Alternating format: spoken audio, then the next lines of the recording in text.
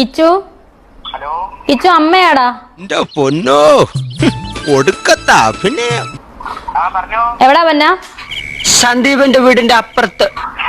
എന്റെ പുറത്തായിരുന്നു. ആണോ? എടാ എനിക്കൊരു കാര്യം ചോദിക്കാനായിരുന്നു. എവിടെയോ എന്തോ ഒരു തകരാറ് പോലെ. പറഞ്ഞോ. എടാ എനിക്കൊരു വെബ് സീരീസ് കിട്ടി. അതിനകത്ത് കുറച്ച് നല്ല അടിപൊളി മോഡേൺ ഡ്രസ്സൊക്കെ ഇടുന്ന. കുഴപ്പമുണ്ടോ നിനക്ക്?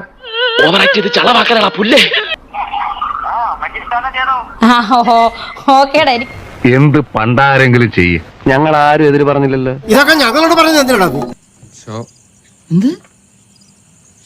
കിട്ടി. അതിനകത്ത് കുറച്ച് നല്ല അടിപൊളി മോഡേൺ ഡ്രസ്സൊക്കെ ഇടുന്ന. കുഴപ്പമുണ്ടോ നിനക്ക്?